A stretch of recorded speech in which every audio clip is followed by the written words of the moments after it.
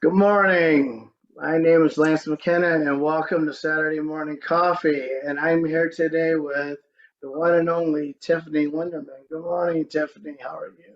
Good morning. I'm doing so well. Thank you for asking. How are you doing? I'm still doing great, still trying to get over this froggy voice of mine, the Pennsylvania weather. But however, I'm enjoying my Good Brothers coffee, Fifth Acres from Good Brothers Cafe in downtown Harrisburg.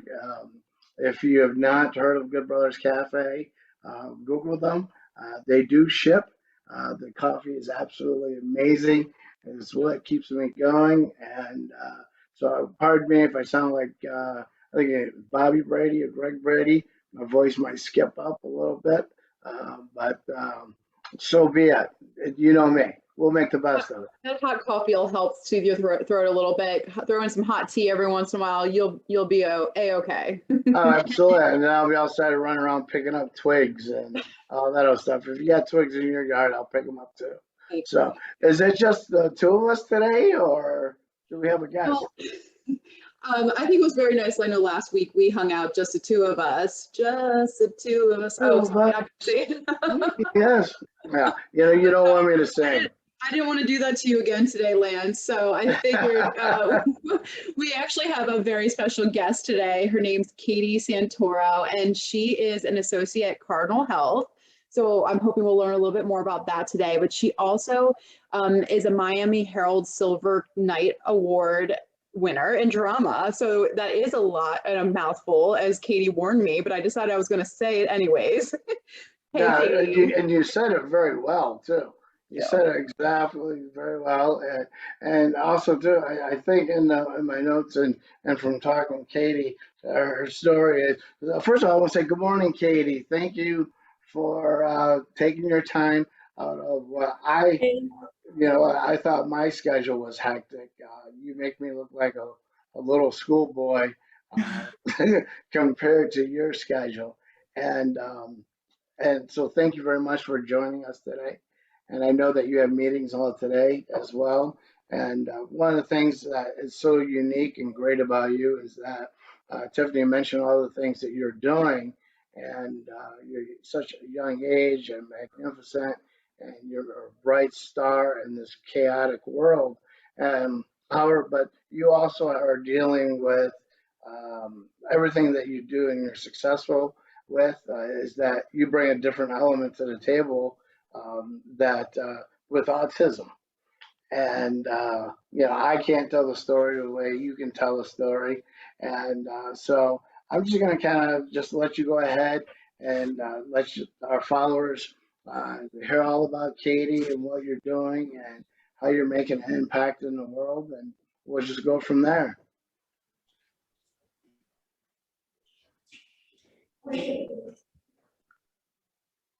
Yeah, so hi everyone. Yes, do have a very busy schedule. I have a city hall meeting, after we have our chat today. And that will be for the University of Miami Center for Autism and Related Disabilities and Nova Southeastern designation for the city of Parkland, Florida. They're getting an autism-friendly designation. So that's some of the work that I'm involved in, is helping cities within my local region become autism friendly, such as like educating police departments what they can do to interact with people on the spectrum, because there could be a lot of misunderstandings and miscommunications when law enforcement comes in contact with people on the spectrum. So there's a lot of work to do there, and a lot of work to do just in libraries and different community areas to make them quieter and more accessible to people with autism, or like working with the Broward Center for the Performing Arts so that they could have autism sensory performances, or dimmer lighting and things like that. And I'm also the junior board president of Unicorn Children's Foundation. And we have a gala coming up at the Hard Rock. So we'll have Josh Blue. He is our guest performer, and he's going to be he's the winner of Last Comic Standing in America's Got Talent. So he's going to be performing. So that's going to be March 26th from 6 to 10. So come rock and roll, rock out with us for that. And we can probably put some links to access to buy tickets. But yeah, basically a little bit about my story about how I got diagnosed is because I'm 26 right now, but I was diagnosed late at 24 because it's basically what happened was, I guess I like to tell people I kind of had a quarter life crisis. Like I was losing a ton of jobs, and I was struggling to pass a lot of my classes, even though, you know, I had times where I was a straight A student, like depending, but I kind of was struggling with like autistic burnout, and from really burnout, the autistic burnout was caused by something called masking. And that's masking is just like when you might copy other people's facial expressions, or maybe you force yourself to make eye contact, even if eye contact is not really something that comes naturally to you or very comfortable, or maybe you wear clothes that are really bothersome to you on a sensory level, but you do so because everybody else is doing that. And so those are just a couple examples of, you know, masking. Like I know that when I, looking back, just the autism diagnosis explained a lot of things for me, like why maybe in high school I was able to, you know, make some friends and stuff through masking, and be involved like on the historian or like the president of student council or things like that. I was a very involved student, but also like the lunchroom, for example, was very overwhelming. So sometimes instead of going to lunch, I would go hide in the library. And that makes sense now that I would eat lunch in the library away from everybody because, well, it was loud and a little chaotic. And other times when I had more energy, I studied the yearbook, and I would try to figure out who was popular and how to sit with those girls at lunch, even though sometimes it went okay and other times not so much. So yeah, and I lost a lot of jobs. I lost like multiple jobs in 1 year, but now I'm happy to say that I work at Cardinal Health, and I do some data entry. I make sure I take care of expired surgical kits. When the surgical kits expire, we have to make sure things like lidocaine and needles don't go in places that they're not supposed to go. They have to go in like biohazard waste. And actually, I know Tiffany works with DeVita, which is a company that's affiliated with my company. We work very closely with them. So that's a really cool fact. Yeah. And truly, honestly, what is normal, and you know, and that's one of the reasons why, you know, I had saw you with Tamika, and you know, autism is something that I don't think a lot of people there's a lot of misconceptions with it because they don't really understand it. And you know, you were diagnosed, you know, at a later stage, so I can only imagine that, you know, the thought processes of going through your mind, because you know some of the challenges out there is, you know, a lot of people are going through a lot of mental health issues today and don't even realize it. And I always say everybody's carrying an invisible backpack. And if you haven't, in the last 3 years, I don't even know how many months it's been, it's even prior before COVID, you know, I've always struggled with anxiety, you know, and why, I don't know, but it was just one of those things that, you know, for me, it's just like, that was like, man, I don't know why I'm doing this, but it's the anxiety level. And these are conversations that I think that we've had in the households, but we really want to get it out there because you're on a different level. You're functioning. Not only you're functioning, but you're sharing your story to the world. Like I said, you're speaking at the city hall later today. You were just with Miss Pennsylvania, and you know now is going for Miss Universe. You know, so you're really yeah, spreading and awareness of autism.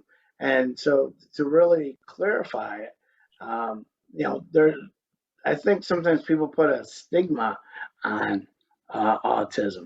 And your story is kind of unique.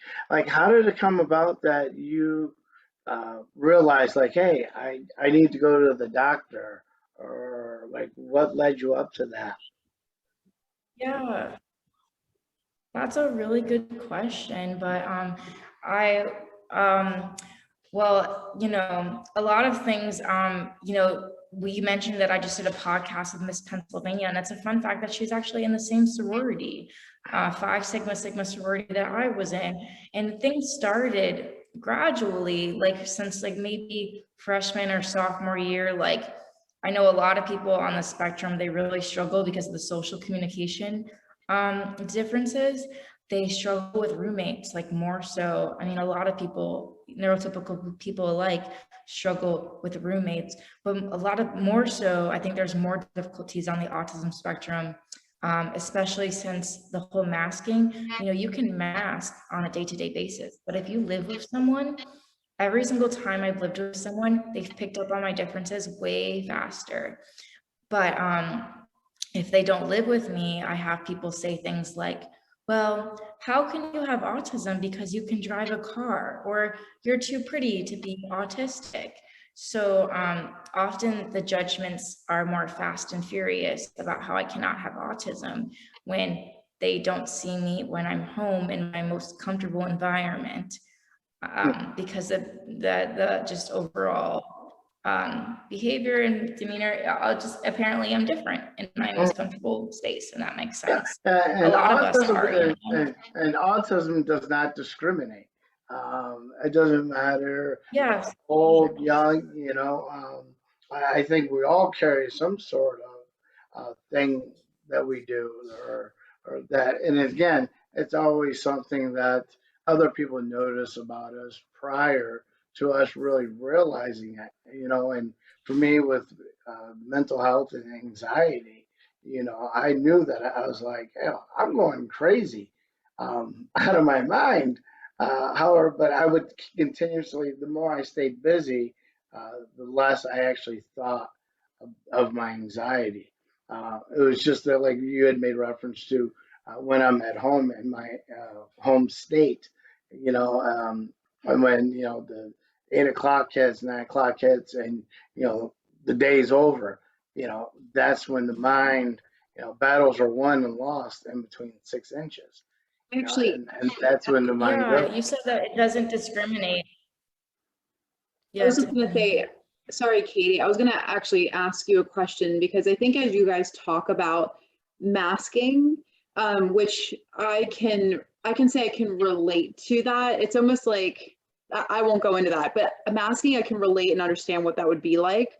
But it almost sounds like it could be extremely exhausting to be trying to pick up on all these external signals to sort of relate yourself to everyone else.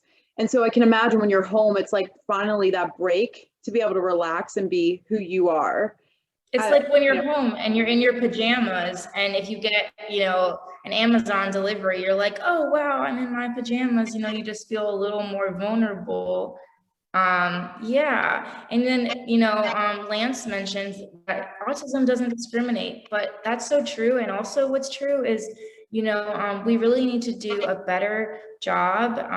And I know, organizations like Unicorn Children's Foundation and NSU CARD, University of Miami, and ANOVA Southeastern University Center for Autism, where I serve on the board of both of those. They're doing the work that we need to reach more African American and Hispanic children at younger ages, because they're often totally missed, or they just get diagnosed way later than their Caucasian peers, and also women. There's just differences, and autism was once thought to be only a boy's disorder. So we've come a long way in 20 years. And back to how, so first I was in the sorority, and the roommates, that was kind of like the first thing that people who lived with me would say, that they thought I was disabled, but we didn't really know why. And then everything kind of spiraled into my senior year, and I was just losing jobs and actually like almost failed out of college, and without supports from the Unicorn Children's Foundation and NSU card, and also a little bit of vocational rehabilitation, I don't know if I would be employed today. I just also had this internal knowing that all my peers were going to graduate college, and they were going to be doctors and lawyers, and it all seemed very easy for them. And I was like, I'm just struggling to get through the day. And why is that? And I didn't have the words, like I never told anybody. Like I just struggled to like tie my shoes in the morning sometimes, but yet I'm like at one of like the top 10 public schools in the country. And there's just such a disconnect with what people see and how I feel half the time. And I didn't have the words until I was seeing a therapist, and I suppose she noticed that I never once made eye contact with her ever in a session for a whole 2 years. And I guess that was her first indicator. And it's very fascinating how maybe I never made eye contact in therapy because it's a comfortable environment, like how I explained the pajamas versus, at home versus being out at a wedding or something. They're different environments and people will act differently. So, and people will say, oh, you make such good eye contact in public. But my therapist noted in her journal that I never made eye contact, not once, with her for a 2-year period. So that, I think, was the first indicator. And then I actually sent her an email and I said, I can't hold a job. Like, what am I going to do? Like, how am I going to live independently? How am I going to support myself? I've lost like 7 jobs. And I'm failing my classes, and I used to be a straight A student. Like, why is my life like crumbling? And through the diagnosis and support and like vocational rehabilitation and organizations like Unicorn Children's Foundation, I have a job, and I've been there 8 months, and I am actually making more money than I ever imagined possible. Like I set a goal of like $15 an hour. And I know that doesn't sound like a lot to people, but for someone who lost 7 jobs, that was a big deal to me. Like that was a high goal, and I have exceeded that goal. And I know we don't usually talk about money, but for people with disabilities, it's important to talk about those things because, they need a living. What if their parent, people with disabilities, like that's one of the parents' biggest concerns is what is my kid gonna do when I'm no longer around? And I know, Lance, I don't know your situation, but I know that, your son, hopefully it's okay to talk about that, has a traumatic brain injury. So maybe you might have some of the same concerns that other parents can have. We had to recondition ourselves to do instructional training. Yeah. Go up the steps, open the 3rd drawer, pull out the drawer, grab a fork, shut the drawer, turn the light off, come back downstairs. It's really, it changes the whole dynamics of your family, how you approach everything and how you look at everything.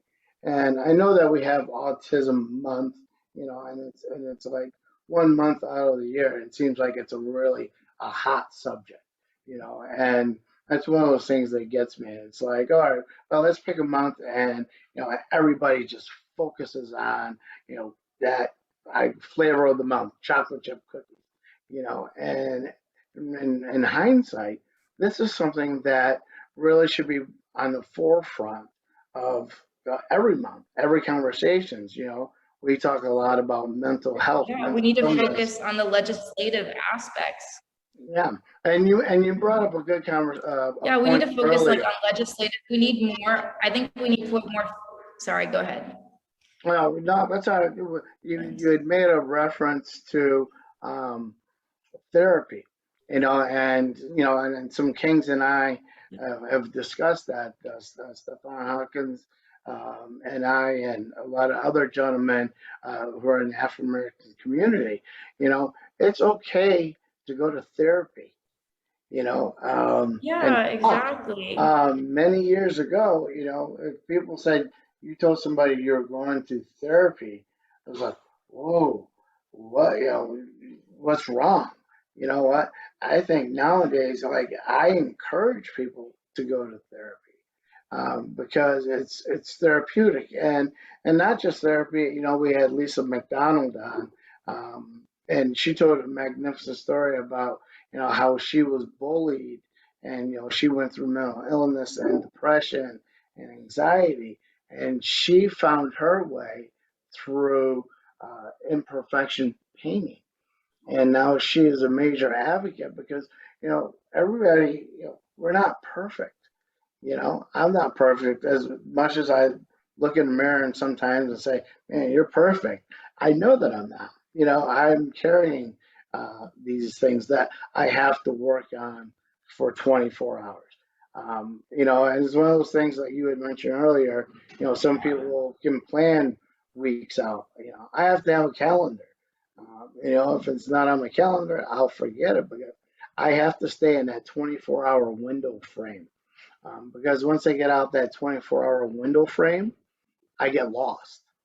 Um, and it's tough. And, you know, and for you, you know, that is such a young age and making such a huge impact. And that's why we want to really have you on the show because we want to bring awareness on a non autism month to talk about autism because you can live with it, you know, and it's, you know, there's different degrees of it and so forth, and you're making a huge impact on what you're doing, and you made a really great point about, you know, legislation, and I think one of the things is that we have to notice it in school systems, you know, you know, we have to stop teaching to a score level, you know, and we need to teach to the student because each student learns at a different level. So I can only imagine that was that difficult for you, um, not knowing Yeah, what I'll was give you an going on. example. Yeah, well, for one, people look at me today and they're like, well, you don't have autism. And I'm like, well, I'm an adult and I've had 26 years of learning how the world works at this point. Well, I didn't have occupational therapy or speech therapy because my speech skills are my strongest asset. On a psych test, I did have a lot of sensory problems. My grandparents wanted to take me to see the Christmas lights, and I screamed like at the top of my lungs about how I didn't want to go. And that makes sense retrospectively. And another thing would be like my socks and shoes, I wouldn't wear them. I would throw them off in kindergarten, and the janitor knew where to put them, where my mom would find them. I, you know, took clothes like a t-shirt and threw it out the window when I was like 5 years old. Different things. And I remember like just the whole learning figurative language, I suppose. I know some people with autism take things literally. So in kindergarten, they tell you, oh, take the bunny ears and tie the shoe with the bunny ears. And I was like, where's the bunny? Yeah, I I don't took see no things really funny. literally. Mm. Yeah, Yeah, because well, because it's like they're saying that the shoes look like bunny ears, but I think that I looked at my teacher like she was a three-headed dragon, basically, because I was confused. yeah, So just like little details, really and I know. sensitive to like food temperatures, and also on a legislative, yeah. I know, Tiffany, you had something to say.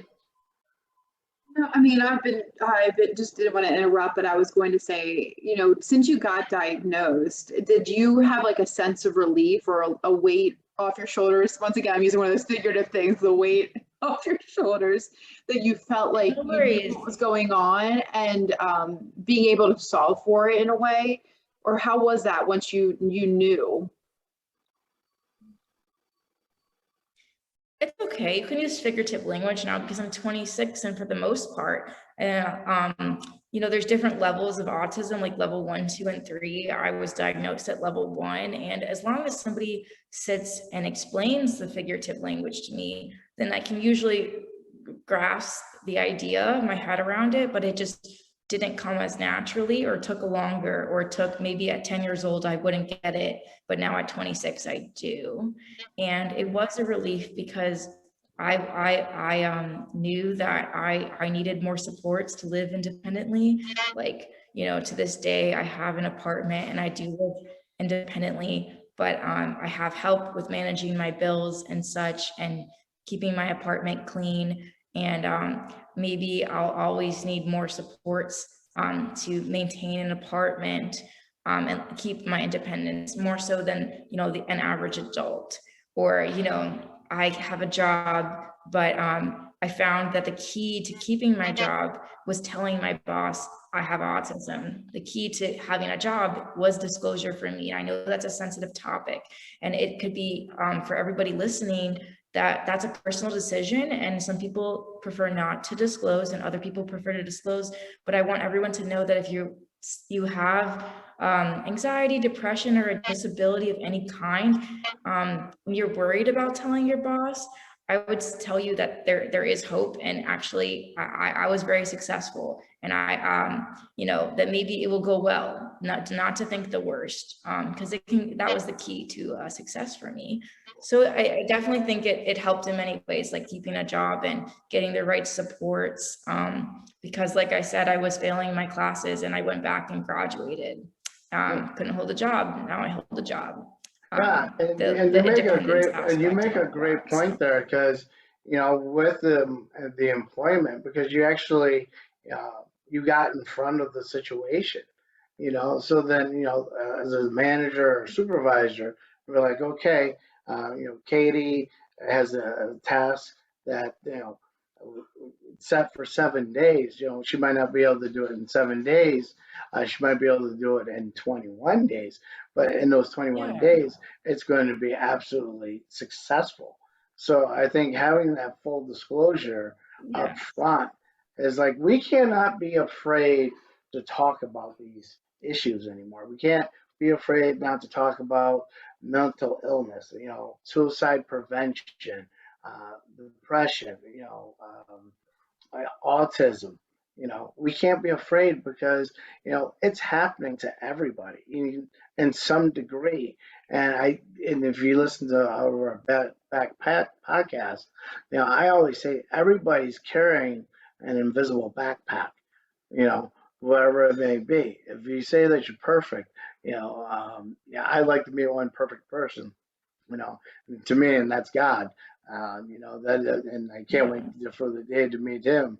You know, because He's absolutely perfect. You know, and but however, you know, we have to be real and honest with ourselves. You know, and it took me a long time to say, hey, Lance, you know, you're really fighting anxiety. Why are you fighting anxiety? You know, I was a high school athlete. I was very popular. You know, I was very friendly. But yeah, like you had mentioned, you know, at the end of the day, when I was by myself, that's when it hits. And it's like, wow, you know, and so you keep yourself really busy. And so it's one of the reasons why I'm comfortable in my skin now talking about it, you know, and not hiding it, is because it's like I feel much better sharing the fact that, hey, you know, I struggled with anxiety. And you know, and not just me. You know, you have so many professional athletes out there. You know, so many. You know, the Olympians, and there's a lot of pressure in our society. And and I'm saying, by your level of autism, you're in front of a lot of people, and when it's hard to say, we live in a world where we look at people and we judge it by a book right off the bat. And I can understand where people would look at you and say, there's no way you have autism, you know? But once you peel back the layers, Yeah. you That's know, fine. yeah, and you start being real with people, you know, there are things when I literally have to have the billboard in my face to say, okay, this is what it is. Because of just how the mind is. The mind is very tricky. Yeah. And, and we need to have these more And you know, you conversations. said no one's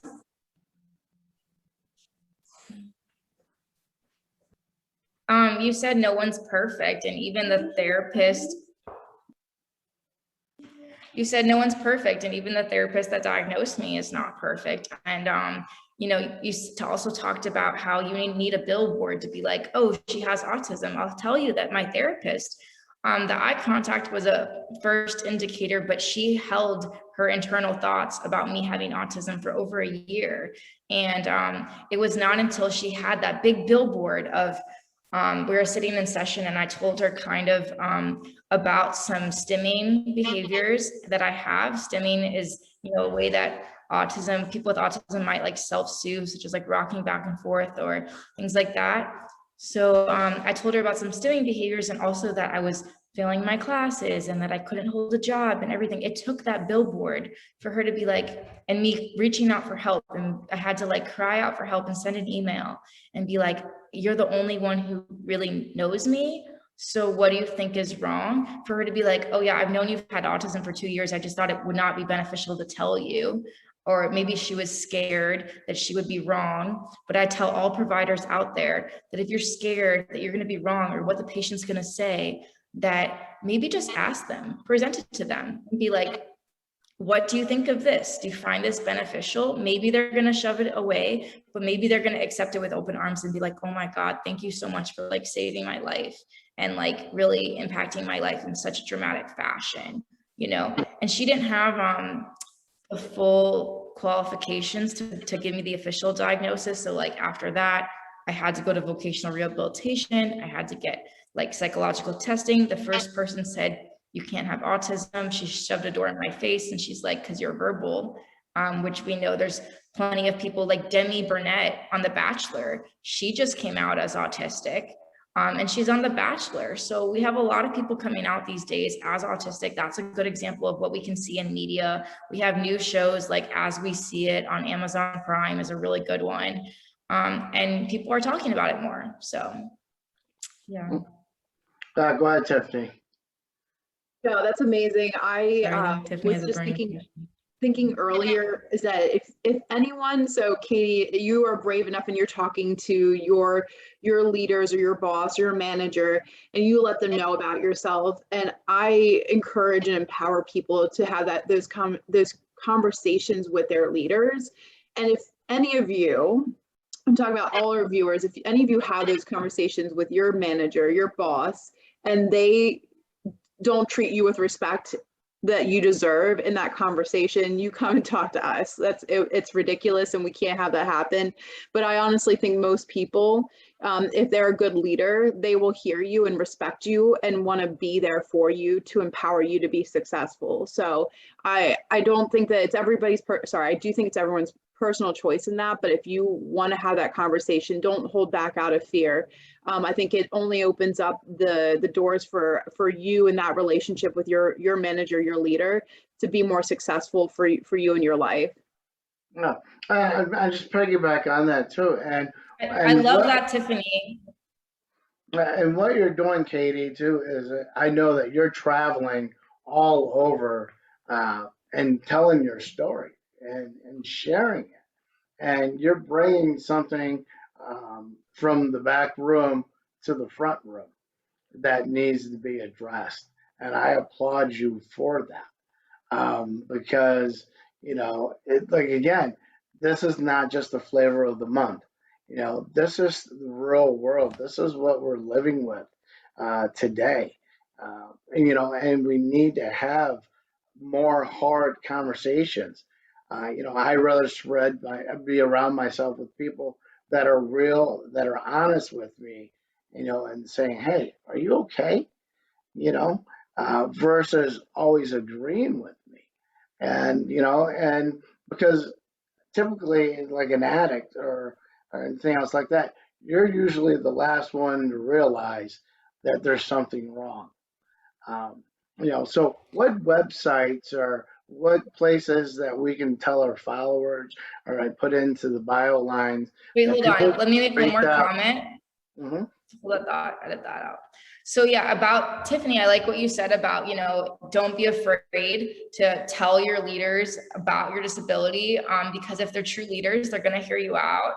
I think I definitely see those qualities of a great leader in my own boss. And that's why I feel so comfortable in my company. And I love the diversity, equity, and inclusion initiative that Cardinal Health does have within their company. And you want to look for companies that are, moving into the future with that, because all other companies, if they don't hear you out, I just tell people I wouldn't want to work for that company anyways. We don't want to work for companies that are, 20 years in the past, or they're not, progressing with the times. So you'll find your company eventually. I know I did, and it took, like I fell 7 times, but I stood up the 8th time. And that's what I would tell other people, that sometimes it takes a lot of failures to get to your biggest success. Yeah. So, Yeah. and yeah. And I just want to also bring up too, real quick, So Lance, you have a question?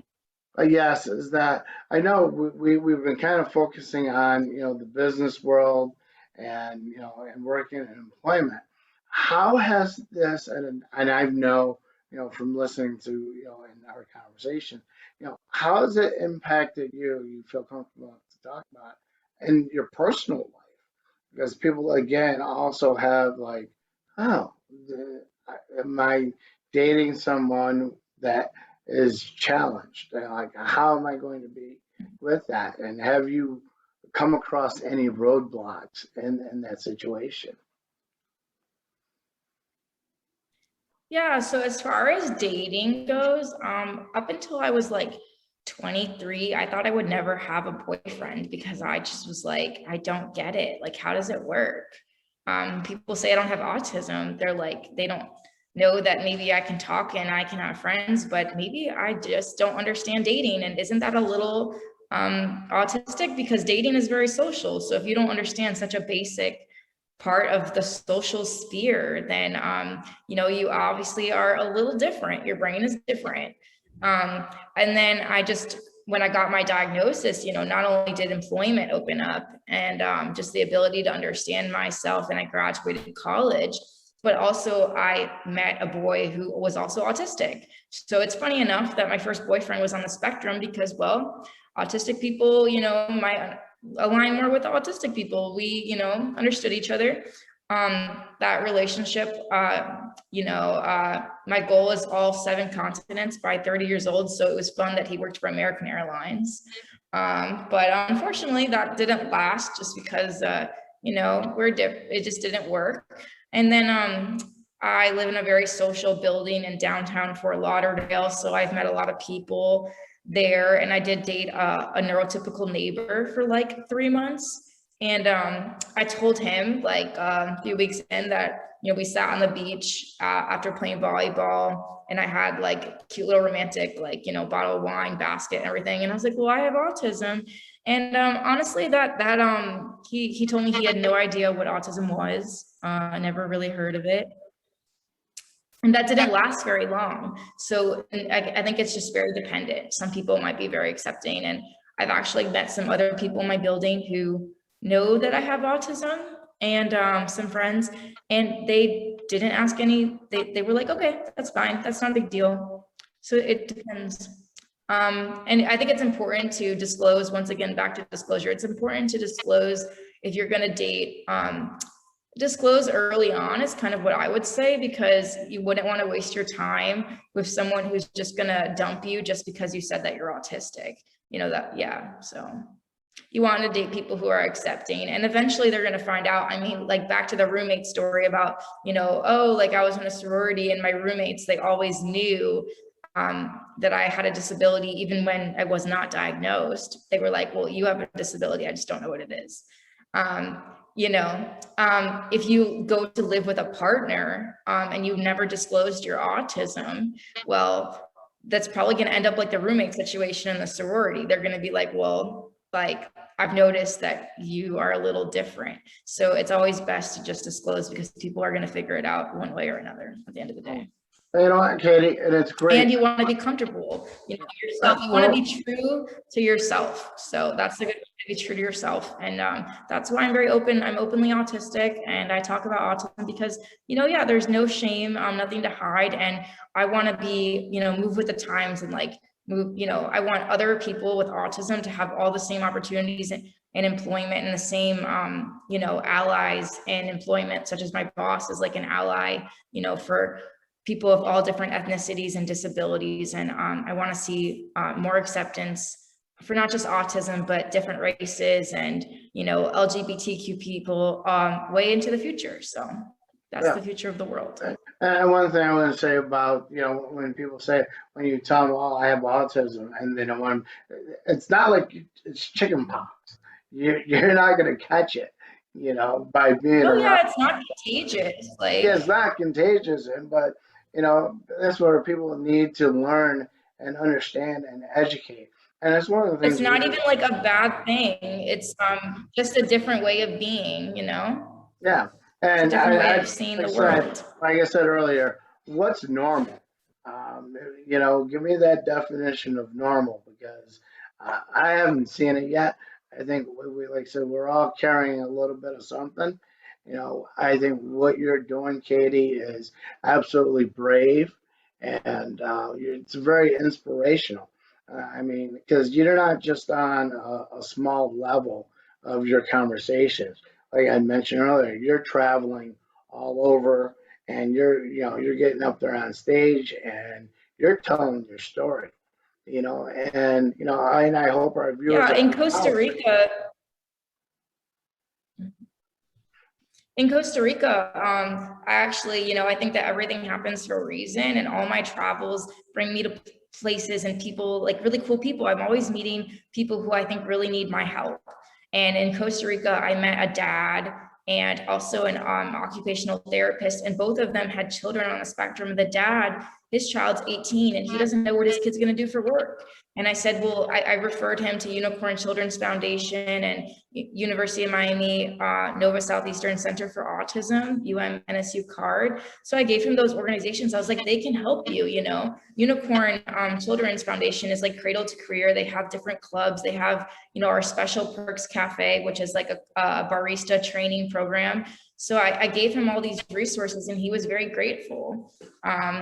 And different like support groups that he can join as a dad. So yeah, all my travels, not only do I have a lot of fun, but I also spread the word about autism to parents and anyone else who might need to know about it and they might not have known otherwise.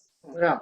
And I know Tiffany's going to ask this question. It's like, we want to make sure that we have all those websites and everything else like that, because I know you're based out of Florida, but this information is worldwide, and it's one of the nice things about having the podcast and being, throughout all the United States. And when people sit back and go, oh, maybe this is what I'm going through, or maybe this is my best friend, I think it's sometimes, as a parent, it's difficult to understand.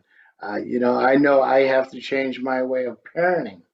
I have to let off the gas because, I have to understand, you know, meet my son at his level, and compared to how my father raised me, where the foot was on the gas all the time, and like I said, again, by having conversations like this, it brings light to not just only the person who has probably been who's been lost, but it's bringing light to the mom, dad, aunt, uncle, friends, and it's so inspirational, and it's a story that it's not just a story, but it's a topic.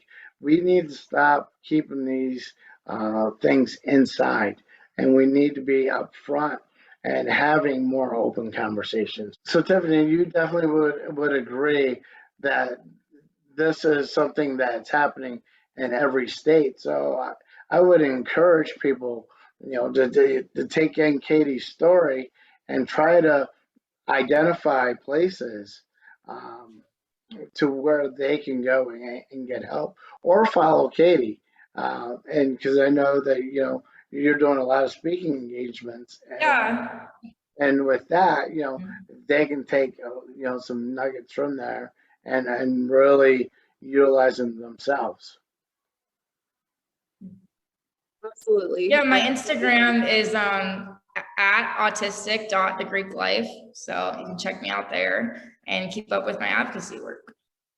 All right, what were you saying, Tiffany? Tiffany. But no, I was just gonna say absolutely. I think there's people, I mean, there's people every day that we think we come in contact with that we don't know are dealing with those internal struggles or some of the most wonderful people I've literally met in my life have been on the spectrum. And so they have a different view of life, and I truly respect and appreciate each and every person that I've come in contact with. And I know each of us every day do as well. But with all of that, I know you are a busy woman, and I know you have a big thing coming up here today. And so, Lance, I know you typically do a closeout, but I do want to make sure that we allow you to get to your other events as well, because I know you need to go advocate very strongly for such an amazing cause, and we really appreciate all the amazing time you've spent here with us today to educate the world. Yes, thank you very much. I know Yeah, she no has rush. If you a have big, anything else, you can she's just gonna add. go meet. She's just gonna go meet with the city hall and talk about, what's going on. But like I said, and that's a big thing because, again, I think the more we have these hard conversations with our peers, with our coworkers, with our spouses, whatever it may be, is the only way we're going to get stronger, and we're going to come together and not tear each other apart. And that's, one of the reasons I love about Saturday morning coffee is that, we get to meet so many wonderful people across the country that are doing amazing things, and that, once they hear the story, you're planting seeds across the United States and other countries, Katie, that you might not see the harvest from. But I always said somebody has to travel across the river first, to be able to bring others with them. And you're exactly doing that. And you You are a just true. reminded Go ahead. You just reminded me that I was actually in Costa Rica, and I tried something new called myoskeletal release spa treatment. And actually, while I was talking to my my massage therapist, she was telling me that her son has cerebral palsy, and she's been paying out of pocket in Costa Rica without insurance for equine therapy and all these therapies. And that Costa Rica doesn't have the same resources as the States. So she was actually thinking about moving to the States.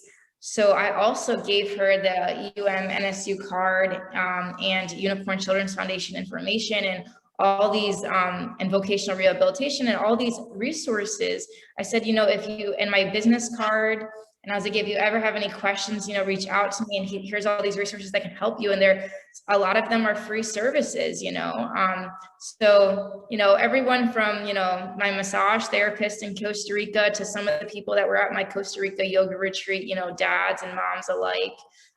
Yeah, it's important to spread the word.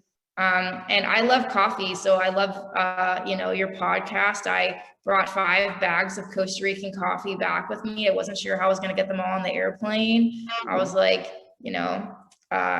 but they made it all back, and I've been tasting my way through Costa Rican coffee. So That sounds wonderful. We're going to have to get you some Fifth Acres coffee from Good Brothers Cafe, since now we know that yeah, send me some. Yeah, and If so I go back to Costa Rica, I'll have to send you guys some coffee, or maybe my next trip, I have to send you guys some coffee from my next destination. I think my next destination might be Antarctica. So I don't think they sell coffee there. They only have penguins and some other Arctic animals.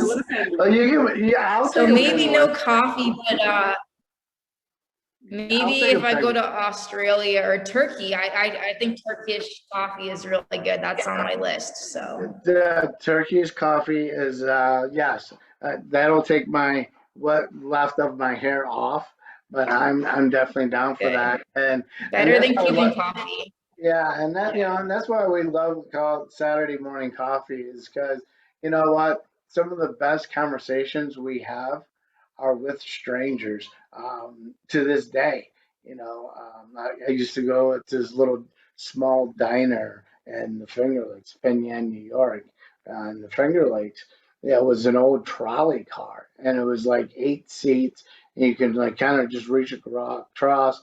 The cook was right there, with my father, and the conversations, within that time period were you always walked away with more knowledge than you went in there with.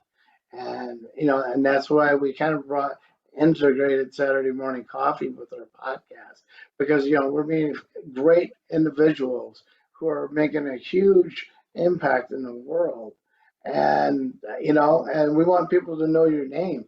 But and to this day, when you go to coffee, or for me, I go to the grocery store to get a thing of orange juice.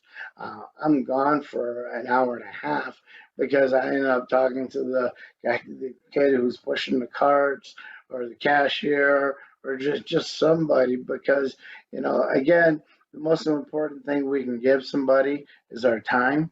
And by you giving your time telling your story about autism, is going to make a huge impact. And I thank you very much from the bottom of my heart. And it's truly been a privilege to have you on here. And we look forward to watching you grow and following you. And I know that we've been offered a couple times to come down to Florida with Tamika, with TB Media, and Eddie McGovern, and Michelle Shirley.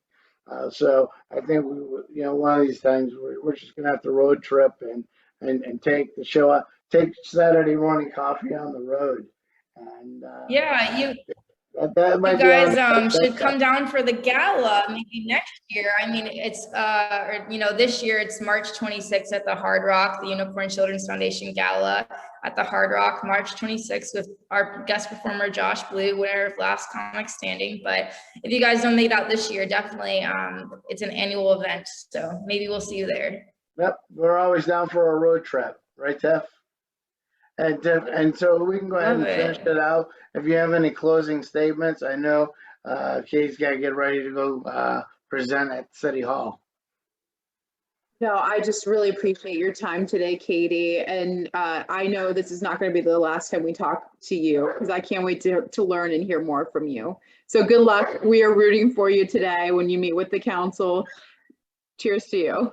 Yes, and also too, we want to make sure that we have all those websites, and I know that, and like you had mentioned, and if people are able to reach out to Unicorn and maybe just be like a home base for them, and to be able to kind of guide them and direct them in their prospective states. We'll make sure we have all that information in there. And like I said, and I want to get to talk with Yeah, Kate. we have virtual classes. One of the benefits of COVID was that Unicorn Children's Foundation expanded our classes to a hybrid in-person and virtual model. So we have people all over the world, some people in Canada, like one person I know is in Quebec. So yeah, definitely we'll link that in the description, and you guys can check out if you would like to join some of our classes and become part of the Unicorn Children's Foundation family. Yeah, I'm down with that. Thank you so much. I love Yeah. joining families. Yeah, and anything we can do Yeah, thank you to so much. yes, and it's been a privilege, and I know you have to go, and I want to give you a great big cheers. And I know that we didn't put the big billboard up for us, and conversation is a lot easier when we're all sitting together in the room. And also, I just want to say to all of our followers out there, uh, don't judge a book by its cover. And because I said I we're all love that. That's a good message to get out of this podcast. yeah, and because we're all struggling, and the best thing we can do is give somebody our time. And in the world of chaos that we're living in right now, we really need to give people more of our time and stop pointing fingers. We know there's issues. Let's all come together to find solutions or demise as individuals. And but Katie, but thank you very much because, like I said, autism is not just the flavor of the month. It's not just a bumper sticker on the back of your Kia or whatever you may drive. It is a true thing. It doesn't discriminate. It's not chicken pox. That's not contagious. But there's so much. There's so much. It's not We a all bad thing. It's just a different way of seeing the world. So, yes, and you yeah. know what? And beautiful is. And I have to get that in there from Lisa Perez, who wrote a great book out of Arizona called "Beautiful Is." And it's how we see the world. And you see it from a beautiful perspective. And your message is, I know we only just touched a bit of the root. We didn't even get to peel back the onions here. And but I encourage all of our followers to dig in there, follow Katie, check out Unicorn. We'll have all that out there. And we wish you much success. And again, we'll put the gala on our calendars, and we'll take Saturday morning coffee to Florida. Yes. All right. Cheers. Thank you so much for having me, Lance and Tiffany. Cheers. It's been a pleasure having you. Thank you talking to very guys. much. Thank you, and have a great day and good luck.